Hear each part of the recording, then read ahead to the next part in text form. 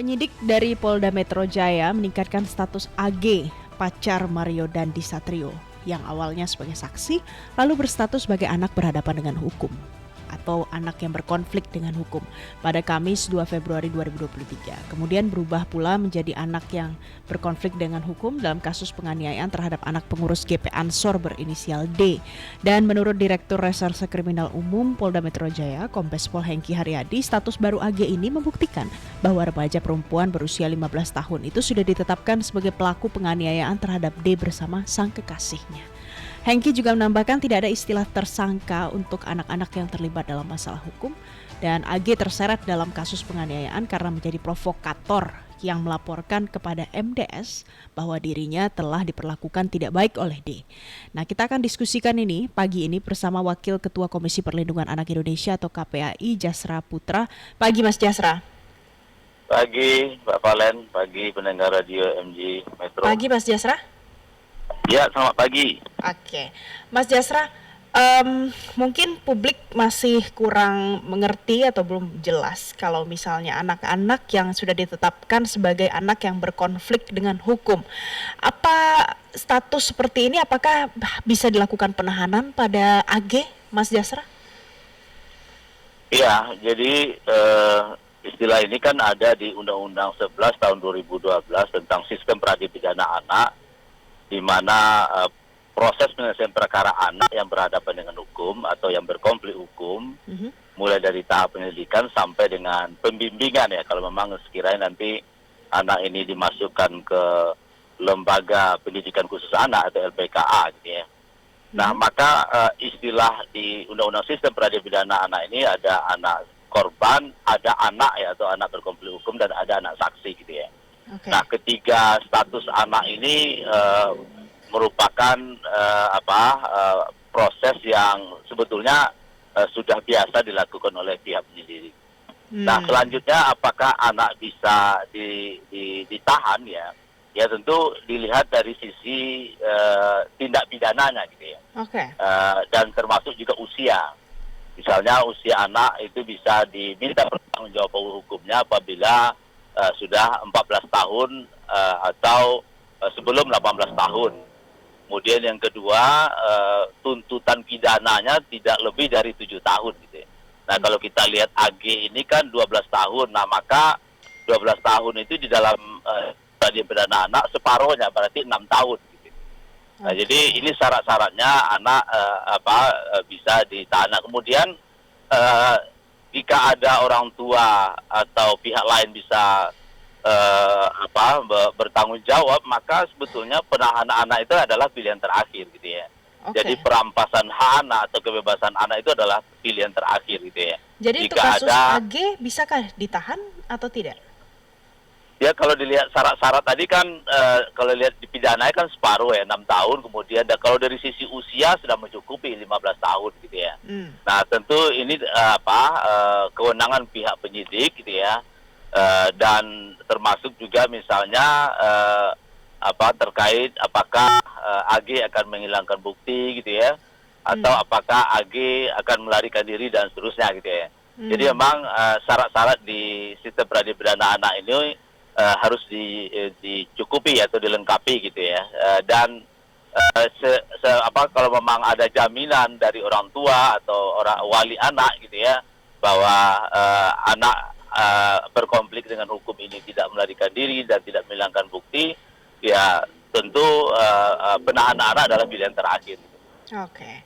Kalau KPAI sejauh ini memberikan pembimbingan untuk AG ini apa saja, Mas Jasra? Ya, jadi setelah proses hukum ini kan sudah hampir 2 minggu ya, lebih kurang ya.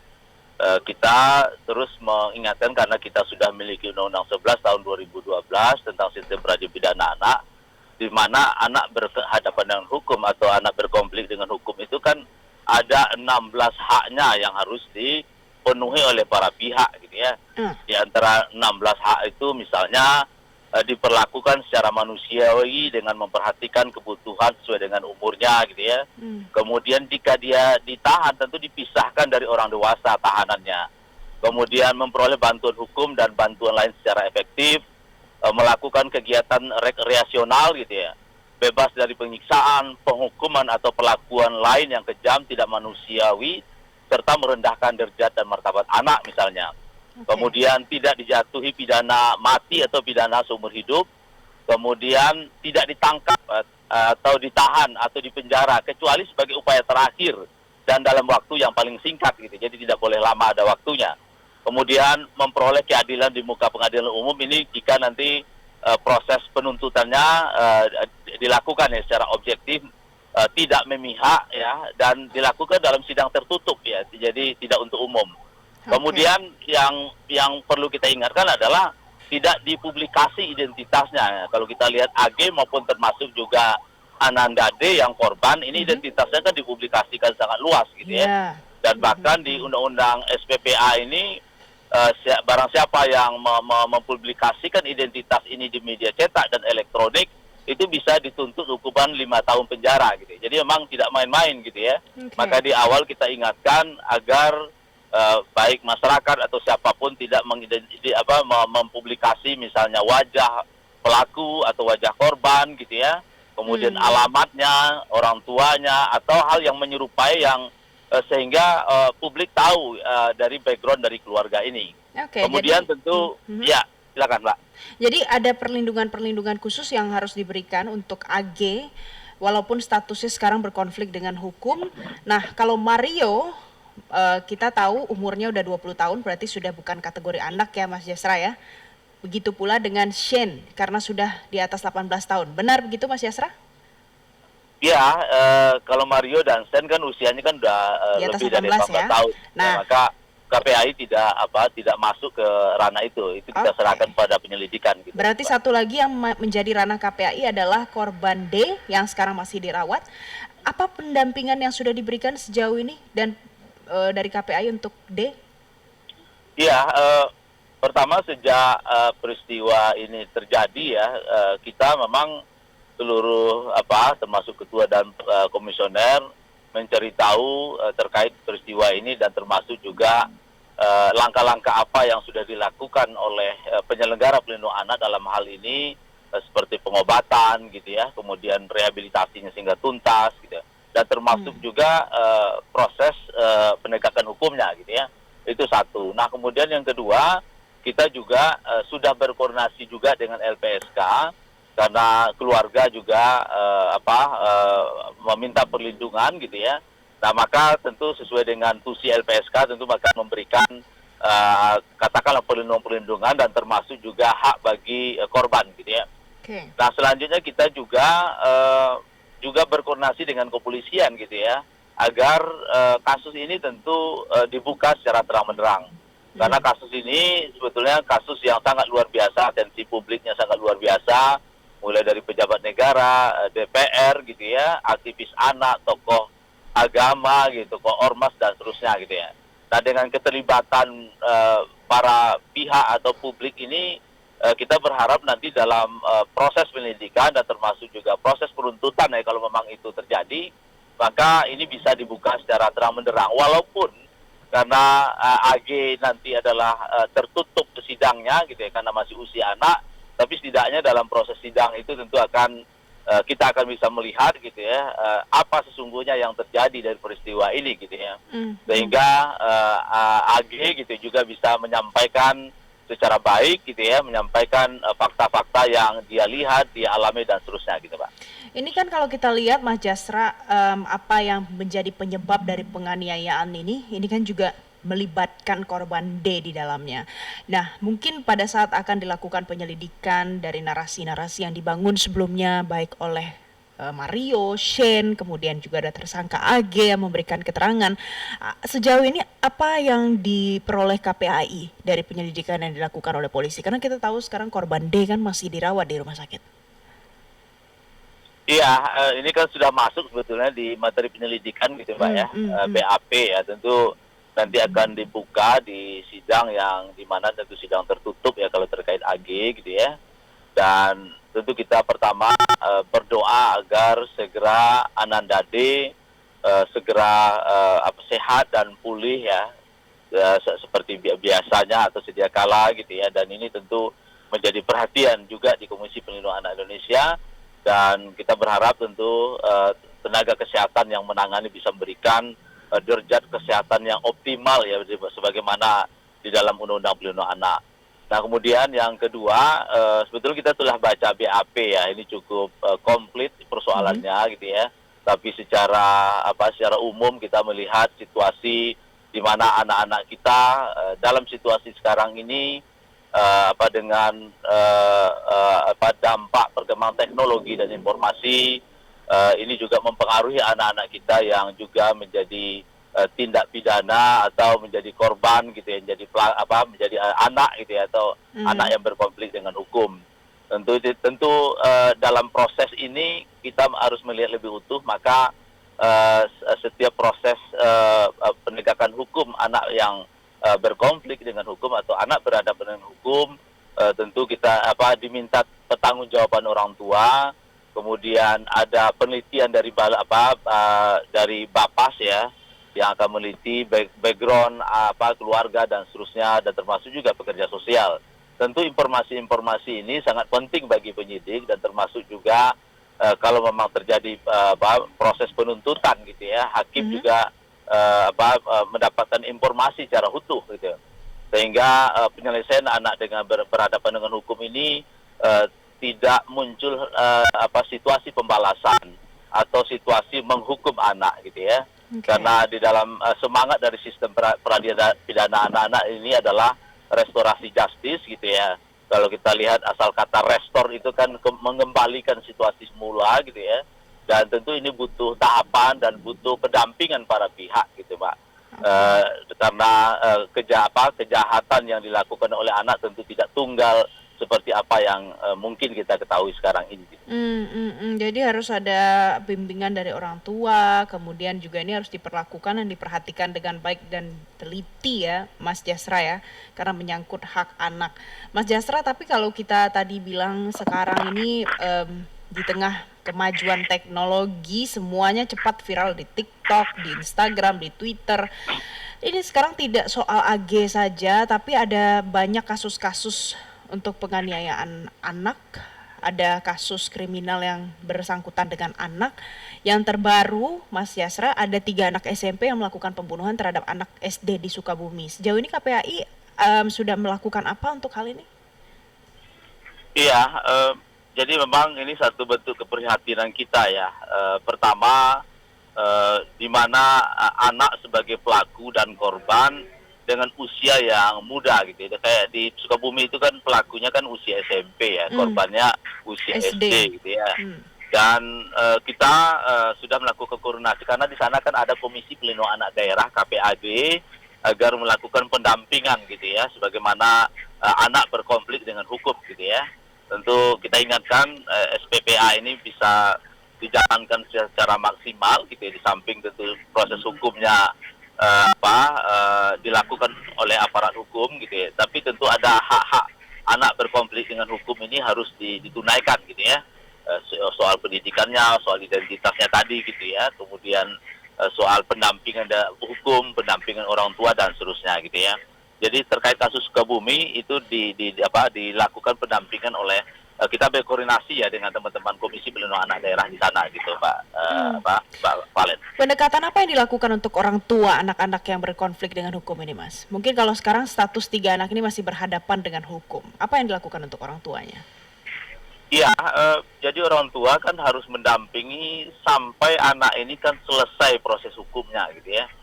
Jika nanti diputus gitu ya, kemudian masuk ke lembaga pendidikan khusus anak atau LPKA gitu ya, ya katakanlah apakah dia 2 tahun atau 3 tahun di sana gitu ya, tetap ada orang tua untuk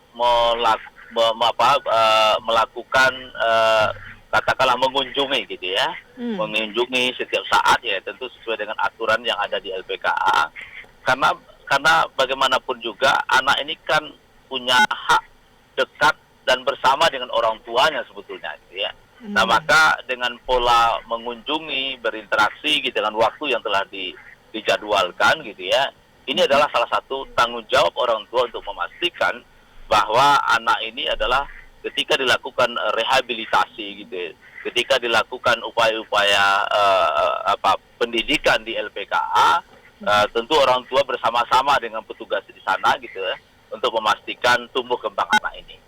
Nah, kemudian yang kedua, tentu di samping berkunjung nanti ke LPKA gitu ya, dan memastikan juga atau menyiapkan ketika dia sudah selesai dalam masa menjalankan masa pidananya gitu ya, maka keluarga harus siap kembali gitu untuk menerima gitu ya. Dan termasuk juga pemerintah daerah dan LPKA memastikan bagaimana ini bisa diterima oleh masyarakat kembali gitu ya.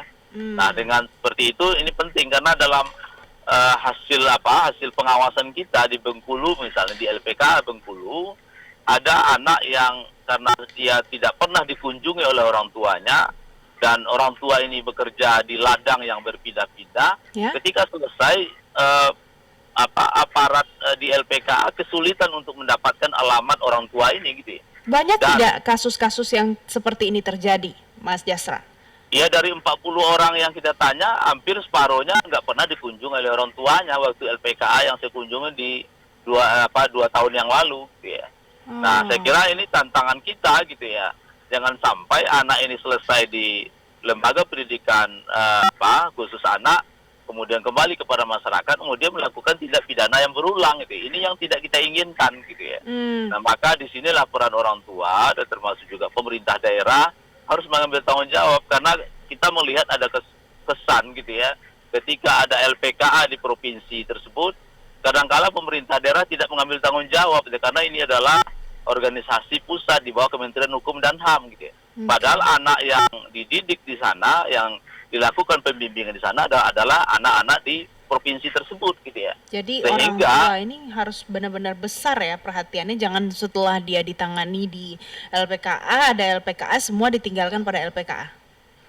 Iya, jadi harus ada komunikasi termasuk juga petugas LPKA dengan orang tua gitu ya.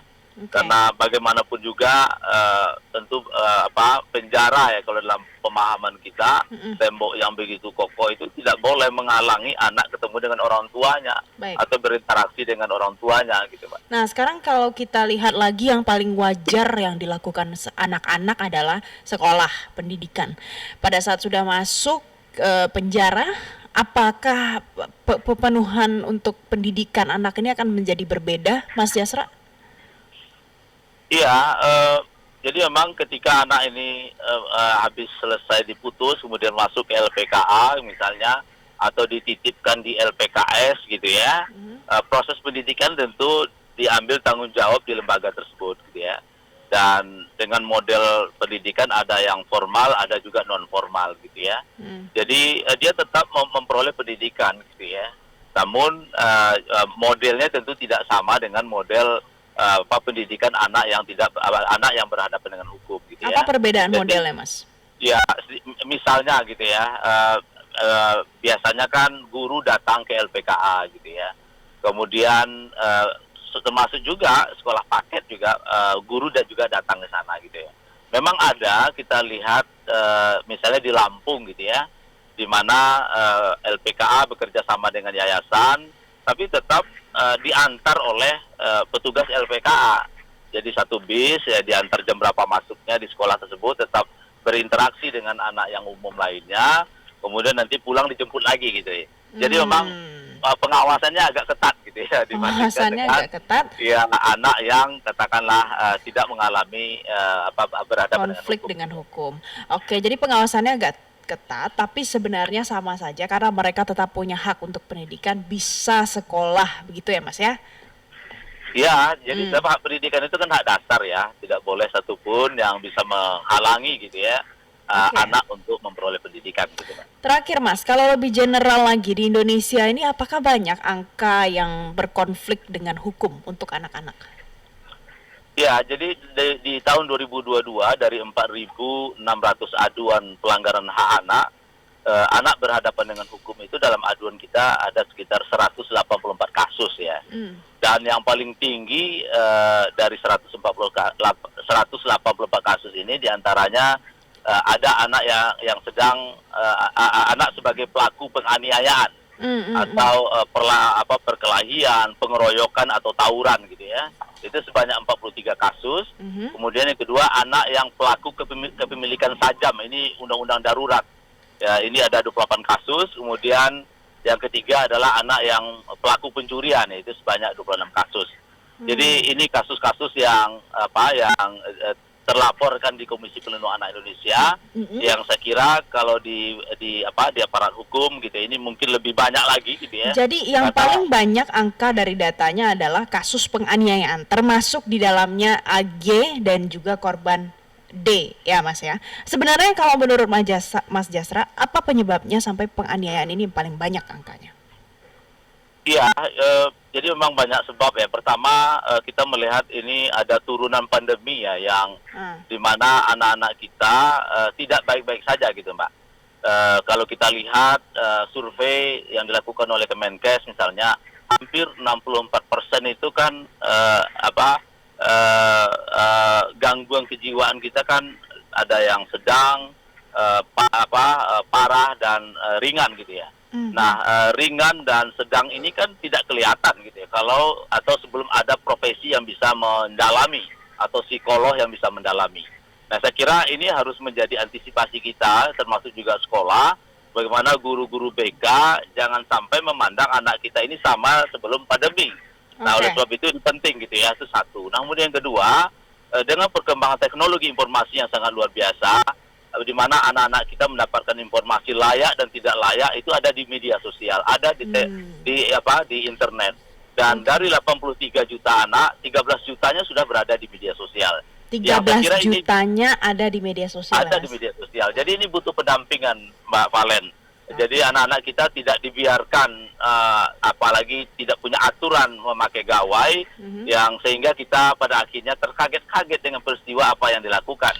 Padahal kalau kita berteman dengan dia di media sosial atau media-media baru lainnya, maka sesungguhnya upaya-upaya yang tidak kita inginkan ini kan bisa dicegah. Nah, oleh sebab itu tentu orang tua, guru, dan siapapun kita, jika mendapatkan status-status anak ya yang dimana di dalam media sosialnya ada sesuatu yang membahayakan bagi dirinya, maka saya kira segera diingatkan, segera diberikan informasi secara baik, sehingga anak-anak kita tidak mengalami sesuatu yang tidak kita inginkan. Baik. Terima kasih Mas Jasra untuk berbagi perspektif, pandangan, informasi pagi ini. Dan yang paling penting pesan yang bisa kita dapat hari ini adalah jangan lupa pada saat ada anak yang ada di sekitar kita, entah mungkin di bagian keluarga, di lingkungan pertemanan, pekerjaan, apapun itu pada saat berhubungan dengan media sosial, ada sesuatu yang menjanggal gitu ya, harus segera diingatkan dan juga dipantau. Terima kasih Wakil Ketua Komisi Perlindungan Anak Indonesia KPAI Jasra Putra sudah bergabung bersama saya pagi hari ini di Morning Traffic. Terima kasih Mas. Ya, sama-sama Mbak Valen, terima kasih.